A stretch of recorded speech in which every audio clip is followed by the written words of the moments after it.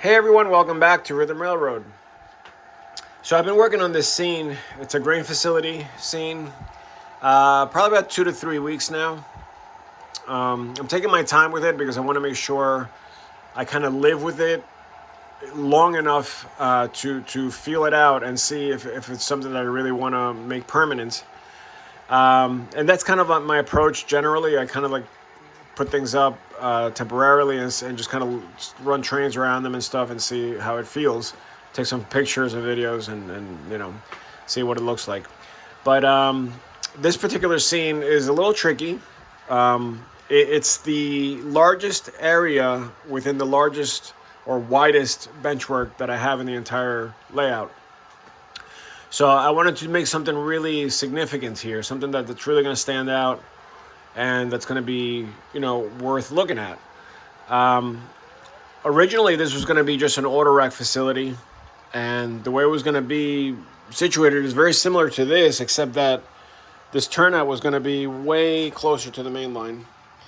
And the reason I had to do that was because when I put the two tracks in place, I needed as much length on those tracks as possible because the auto racks are so long.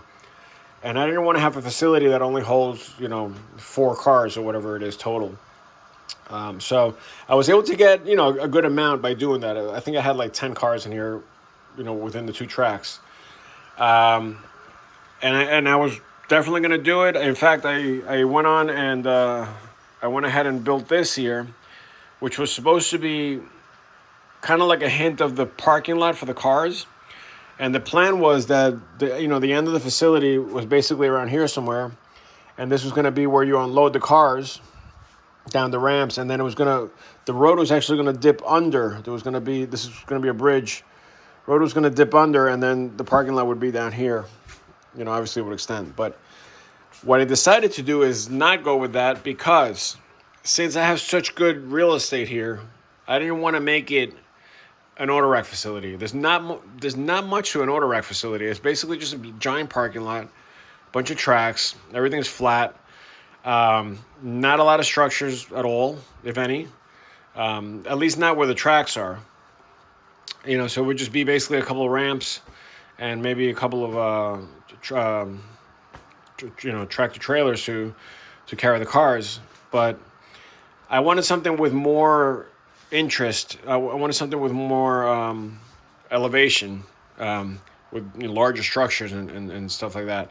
So I did want a grain facility somewhere on the layout, and I was going to make it on the other side by the yard, but there's definitely not enough room over there for structures like this. And over here was the perfect situation. So I kind of swapped them. I put the auto rack facility on the other side, which fits a little bit better. And then I used this area to put in these giant structures, which most people that have layouts use this. This is probably the tallest building people have on their layout, unless they're doing like a city scene and they have skyscrapers and stuff like that. But so here's what I tried to do. First I tried to just buy the bigger structures, like the bigger things that I'm going to include here. So I bought obviously the grain elevator, which is the typical Walthers one. And then I went ahead and bought a couple of bins of different kinds. These come in a pair, and it's what you call the wet-dry bins. I did a little research on grain facilities.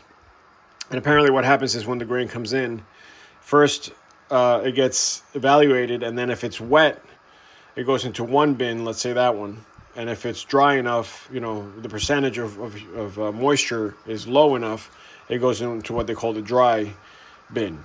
And then everything in the wet bin goes back under through a conveyor into this thing, which is called a grain dryer. That's what this thing does. So I think what happens is the wet grain comes in, goes up into the bin here, and then it feeds it down into the dryer, and then at that point feeds it back into the dry bin, which is where they store that. And then from there it either goes into the silos for storage or it goes into one of these larger bins for storage as well. It's not, this is not anywhere near as like exact as the prototype or anything like that, but at least there's a concept of like, you know, there being a wet dry bin, a dryer, and some kind of storage, and then the main facility obviously with the loading shed for the train cars. And the other thing I'm going to be adding is some kind of shed here for the trucks to come in and load or unload. I don't know if I'm going to make it 1 bay or 2 bays, but figure that out later. Sorry about this drill here. It's just holding down I'm gluing this down, so it's holding down the masonite board. Right now I'm using it as a weight. All right, so once I got the structures in place, then what I wanted to do was basically figure out how it was going to look around, you know, with that structure there and these oil storage tanks here. And I like the spacing. I like that there's just enough space from that building and then just enough space from these tanks. And I made it like this intentional so the tanks are not the taller thing in the scene. They're kind of lower, and then it gets higher, and then that's kind of like, you know, the highest one because it's elevated generally, like the ground is just higher over there. So, you know, if you take pictures or any kind of video from this side, it looks a lot further. Each one of these buildings look a lot further than they really are. Originally, I was going to basically use the same 2 tracks that I had for the auto rack facility, which was with this turnout being placed way back here, you know, like I said before. And then the 2 tracks were going to go in. In fact, I was going to add a second turnout so I can have a 3rd track. And I was going to fill this with tracks for storage. But what happened, the reason I took that 3rd track out was because that forced me to push the building way too close to this back track here. And I didn't want to have that because it's already not realistic enough to have, you know, a building so close to that track, and the fact that it's elevated makes it even worse. So I wanted some kind of separation, even if it's just minimal, from that track in the back there. And so I decided to just go with 2 tracks and then push the building forward. And the first try was with the tracks being a little closer to the main line here. They're actually going to be here. The building is going to be very close, you know, to the front here.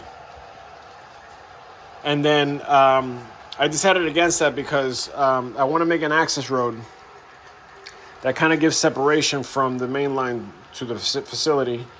And also, you know, I wanted to make it kind of realistic for trucks to get in here.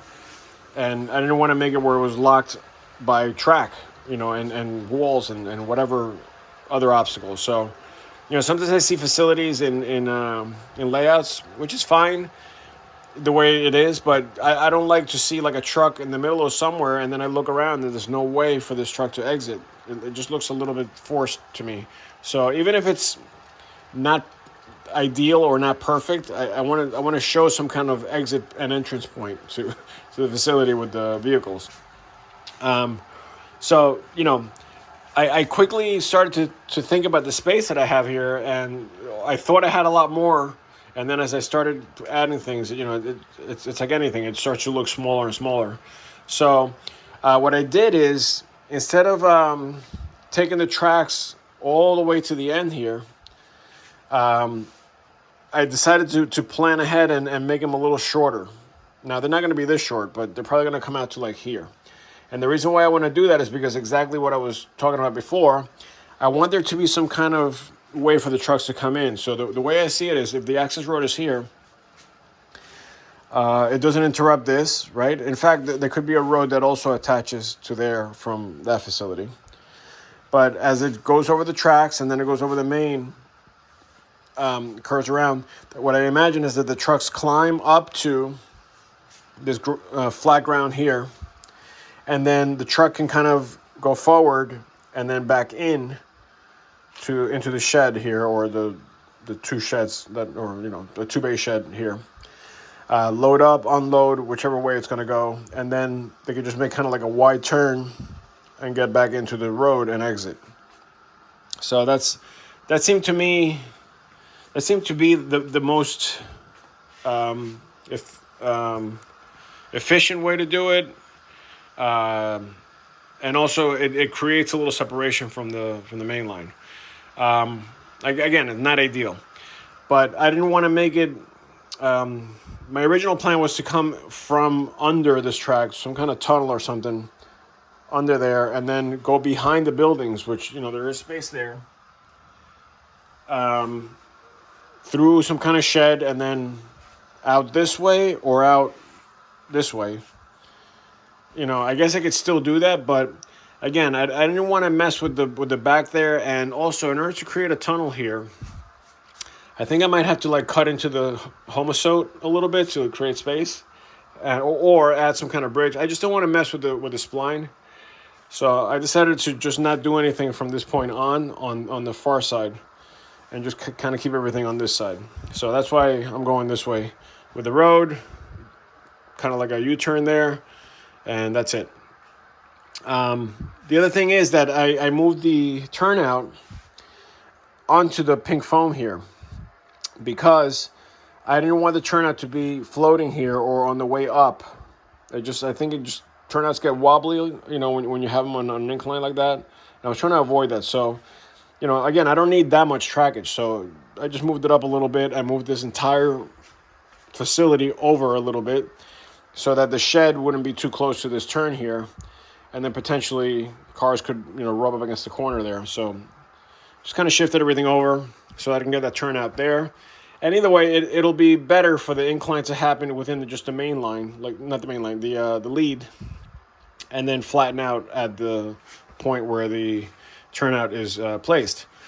So, you know, I have plenty of trackage. Like I said, I'm going to go out to here, and it's all good. Now, the reason why I went with the foam, with the pink foam, is because I wanted to kind of elevate the back scene a little bit more than the front scene. So this way, when you take pictures from down here, you know, you have the lowest part of the track here, which is this facility for the oil storage tanks here.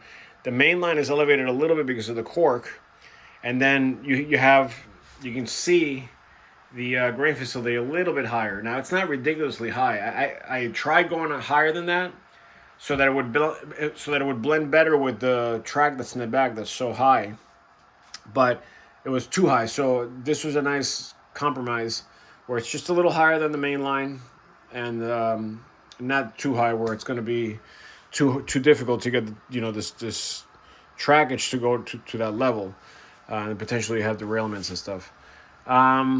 So that's why I did that.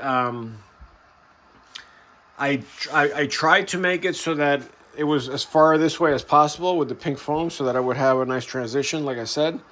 And it worked out nicely because this masonite board that I'm putting in here, at this point, is actually the same height. You can see this cork there. Let me see if I can. There's cork there, so it's the same height as the cork, obviously, that's under the track here.